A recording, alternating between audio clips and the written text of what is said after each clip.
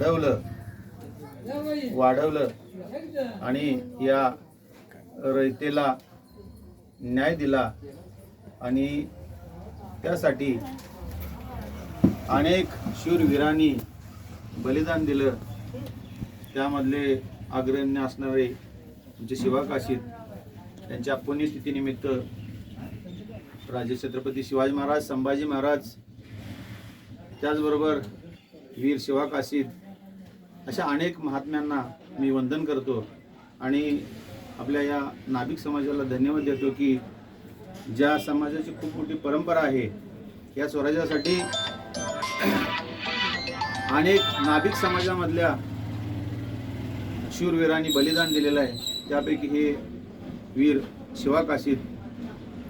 आपल्या शेजार असणाऱ्या कोल्हापूर जिल्ह्यामधल्या पन्हाळा तालुक्याच्या पन्हाळ्याच्या गडाच्या पायथ्याशी नेबापूर नावाचं गाव आहे आणि त्या गावामध्ये शिवा काशीदांचा जन्म झाला आणि त्यावेळेला 18 पगड जातीच्या 12 बलुतेदार घराण्यामधूनच त्यांना त्या पद्धतीचं कामाचे धडे मिळत असायचे. असा तो काळ. त्याबरोबर रोज कसरत करणे, तालमीत जाणे, मल्लविद्या, तलवारबाजी, दानपट्टा फिरवणे, गड चढणे उतरणे अशी कसरतीची कामं सगळीच करायची असते. मेहनत करत होते, शरीरयष्टी कमवत होते. हा सगळा त्यावेळेचा एकंदरीत परिस्थितीचा हा माहोल होता आणि त्याच्यामध्ये वीर शिवा काशीद सारखा एक असा तगडा पुरुष या नाभिक समाजामध्ये जन्माला आला. हे सगळे वैशिष्ट्य त्यांची होतीच, पण त्यांच्याबरोबर आणखीन एक त्यांचं वैशिष्ट्य असं होतं की ते हुबेहूब छत्रपती शिवाजी महाराजांच्या सारखे दिसत होते. हे त्यांचं सगळ्यात वेगळं असं वैशिष्ट्य होतं आणि त्याचाच हा फायदा या स्वराज्यासाठी झाला. जरी त्यांचं बलिदान झालं असलं तरी आज ते कीर्तिरूपानं आपल्या तुमच्या आमच्यामध्ये खरोखरच जिवंत आहेत. त्यांचा कार्याचा स्फूर्तीचा झरा अखंड आज ही गेली 400 वर्ष असा हा वाहत आहे आणि ती प्रेरणा स्फूर्ती आमच्यासाठी तुमच्यासाठी खरोखरच आपल्याला जीवनामध्ये मार्गदर्शक अशी आहे, स्फूर्तीदायी अशी आहे. मरावी परी कीर्तिरूपी वरावे. नुकतंच त्या प्रतापगडचा जो रणसंग्राम होता तो झालेला होता. त्यावेळेचा काळ 1660चा काळ आणि त्याच्यानंतर लगेचच सिद्धी जोहारनं म्हणजे आपला जो विजापूरचा आदिलशाह होता त्यानं आपल्या स्वराज्यावरती चाल केली होती. तिकडून दिल्लीचा बादशाह पण त्यानं शाहिस्तेखानाला पुण्यामध्ये त्या लाल महालामध्ये पाठवलं होतं आणि तो तिथं तळ ठोकून होता आणि अशातच आदिलशहाचं आक्रमण आपल्या पन्हाळगडावरती झालं आणि पन्हाळगडाला वेढा दिला. या आणि पन्हाळगडाला वेढा हा अभिवादन करा मग आपलं चालू आणि अशा या त्यावेळेला छत्रपती शिवाजी महाराज हे पन्हाळगडावरती होते आणि बरोबर मोका साधून आदिलशहानं सिद्धी जोहारला त्या ठिकाणी पाठवलं होतं आणि तिकडून पुण्यावरती संकट आलेलं होतं. लाल महालला मध्ये तळ ठोकला होता शाहिस्तेखानानं, म्हणजे औरंगजेब बादशाचा तो मामा, आणि इकडं सिद्धी जोहार पन्हाळ्याला वेढा टाकलाय असा दुहेरी पेच महाराजांच्या समोर होता. आणि मग दिवसेंदिवस तो वेढा आवळत चाललेला होता आणि तिथून राजांना निसटणं फार मुश्किल होतं कारण संकट दोन्ही बाजून होतं आणि अशा परिस्थितीमध्ये महाराजांनी शरण जायचा त्यांना प्लॅन राखला आणि त्या सिद्धी जोहारच्या भेटीसाठी आम्ही येतोय असा निरोप पाठवला होता आणि त्याप्रमाणे त्यानं ठरल्याप्रमाणे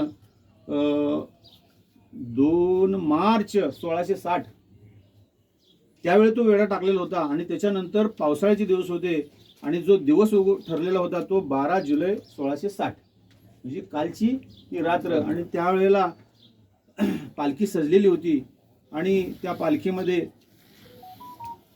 ज्यांचं आपण आज पुण्य स्मरण करतोय ते शिवा काशीद छत्रपती शिवाजी महाराजांच्या वेशामध्ये त्या पालखीमध्ये बसलेले आहेत. 2 पालख्या होत्या, जास्त मी सांगत नाही. ठरलेल्या प्लॅनप्रमाणे एक पालखी सिद्धी जोहारच्या त्या छावणीकडं उतरणार होती आणि दुसरी पालखी ठरल्याप्रमाणे विशाळगडाकडे रवाना होणार होती.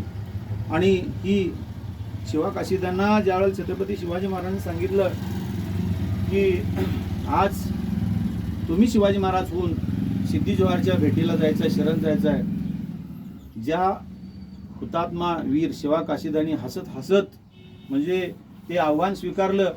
कारण मृत्यू साक्षात समोर असताना खरा शिवाजी आणि खोटा शिवाजी यामधला ज्यावेळेला फरक समजेल त्यावेळेला आपलं काय होईल याची यत किंचित सुद्धा भीती मनामध्ये न येता हसत हसत त्यांनी ते आव्हान स्वीकारलं आणि त्यामध्ये आनंद मानला की मी जरी शिवाजी महाराज म्हणून जन्माला आलो नसलो तर मी शिवाजी महाराज म्हणून मारणार आहे. त्याच्यामध्ये खूप मोठा अभिमान स्वतःच्या उराशी बाळगून ते पालखीमध्ये बसले. ज्यावेळेला ती पालखी खाली आली आणि सिद्धी जोहारच्या छावणीमध्ये ती पालखी नेण्यात आली आणि तिथं त्यावेळेला तो रात्रीचा प्रसंग आहे. सिद्धी जोहार हा शिवाजी महाराजांना ओळखत नव्हता. शिवाजी महाराज कसा होता, शिवाजी महाराज कसे होते, त्यांची वेशभूषा काय आहे, त्यांच्या म्हणजे देहयष्टीची ठेवण कशी आहे, अजिबात काही कल्पना नव्हती. त्या अखंड छावणीमध्ये फक्त एकमेव असा अफजल खानाचा पुत्र फाजल खान हा एकच तेवढा छत्रपती शिवाजी महाराजांना ओळखणार होता.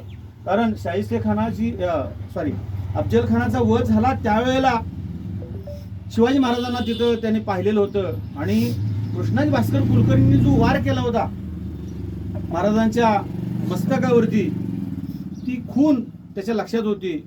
आणि ज्या वेळेला ते शिवाकाशीदना म्हणजे छत्रपती शिवाजी महाराजांना त्याने बघितलं आणि तो जिरेटोप थोडासा बाजूला गेला आणि त्याच्या लक्षात आलं फाजल खानच्या की हा खरा शिवाजी नाही आहे. आणि ती कल्पना त्याने सिद्धी जोहारला दिली आणि सिद्धी जोहार एकदम म्हणजे त्याचा एकदम रागाचा पारा चढला.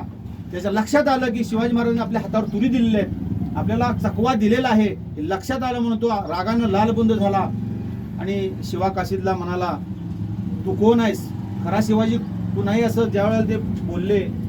आता तुझं काय होणार आहे तुला लक्षात आहे का, तुला लक्षात येत आहे का. अरे तो म्हणला मरणाची भीती काय मरणाची भीती तू कुणाला घालतोयस, मरणाला तुम्ही भ्यावं, आम्ही नाही म्हणले. ज्या दिवशी हा भगवा ध्वज हातामध्ये धरलाय त्या दिवशीच आम्ही ते मनातनं काढून टाकले. जगायचं तेही स्वराज्यासाठी आणि मरायचं तेही स्वराज्यासाठीच. अशा पद्धतीचा म्हणजे एक निष्ठा, अशा पद्धतीचे एक स्वामीभाव त्यांच्या मनामध्ये होता. अशा या वीर शिवाकाशीदांनी आपलं बलिदान त्यावेळेला त्या ठिकाणी दिलं. त्यांची समाधी या पन्हाळ्याच्या पायथ्याशी आहे. नेबापूर हे गाव आहे आणि तिथं ते स्मारक बांधलेलं आहे. खरोखरच एक उपेक्षित अशा पद्धतीचं हे व्यक्तिमत्व आहे, हे बलिदान आहे.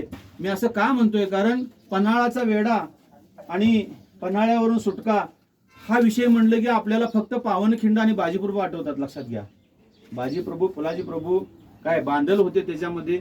म्हणजे पन्हाळगड म्हणलं आणि पन्हाळगडचा वेढा म्हणलं की पहिलं बलिदान जे आहे ते वीर शिवाकाशीदांचं हे आपल्याला विसरता कामा नये. हा इतिहास कुठेतरी पुढे आला पाहिजे, हा इतिहास सगळ्यांना समजला पाहिजे कारण हे खूप मोठं बलिदान आहे. लक्षात घ्या, लढत असताना मरणार आहे का जगणार हे कुणाला माहित नसतंय, त्यामुळे सगळे लढत असतात.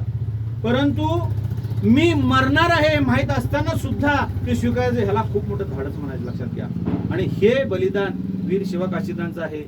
असे अनेक हुतात्मे या स्वराज्यासाठी धारातीर्थी पडले म्हणूनच हे स्वराज्य उभा राहिलं. मला या ठिकाणी आठवण करून द्यावं होते की खूप मोठं नाभिक समाजाचं बलिदान आहे. असेल माहीत नसेल, जिव्हा महाले सुद्धा ज्या म्हणजे आपल्या प्रतापगडच्या रणसंग्रामामध्ये सय्यद बंडाचा हात वरच्यावर ज्यांनी कलम केला तो जिव्हा महाले सुद्धा नाभिक समाजाचा होता. आंबेगाव जिथं कान्होजी जेद्यांचं वतनाचं गाव आहे ते काय, आणि त्या ठिकाणी दोन्ही समाधी आहेत. नाभिक समाजाचे ते सुद्धा एक वीर पुरुष होऊन गेले. अजूनही याच्या पाठीमागे जायला अगदी पुराणामध्ये तुम्हाला माहित असेल नसेल काय, नाभिक समाजाचा एक राजा होऊन गेला, त्याला खूप मोठं पुराणामध्ये महत्व आहे.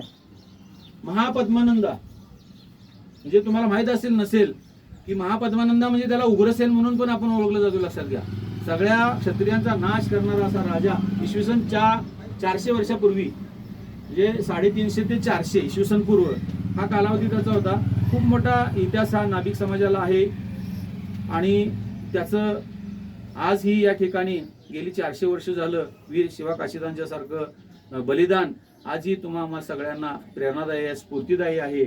आणि हे आपण जे कार्य चालू ठेवलेलं आहे गेली अनेक वर्ष झालं, या निमित्तानं आपण या ठिकाणी एकत्रित येतो आणि वीर शिवा काशीदांच्या स्मृतीस उजाळा देतो. हा इतिहास या तरुणांच्यासाठी, या समाजासाठी, संपूर्ण आपल्या या महाराष्ट्रीयन बांधवांच्यासाठी खूपच प्रेरणादायी असा इतिहास त्यांचा आहे, त्यांचं बलिदान आहे. या निमित्तानं मी वीर शिवा काशीद यांच्या चरणी नतमस्तक होतो, त्यांना अभिवादन करतो, छत्रपती शिवाजी महाराजांना अभिवादन करतो. त्याचबरोबर या स्वराज्यासाठी अनेक शूरवीरांनी बलिदान दिलं, त्या सर्वांना पुन्हा एकदा मी मानाचा मुजरा करतो, त्यांना वंदन करतो. आणि या ठिकाणी या निमित्तानं आपण सगळेजण जमलात, आम्हाला या ठिकाणी बोलवलं आणि या थोर पुरुषांची या ठिकाणी आम्हाला जो मान दिला की या ठिकाणी पूजन करण्याचं आणि त्यांना अभिवादन करण्याचं, त्याबद्दल मी संयोजकांना सर्वांना धन्यवाद देतो आणि या ठिकाणी थांबतो. जय हिंद, जय महाराष्ट्र. बोलताय का तुम्ही? बोला. आज वीर शिवा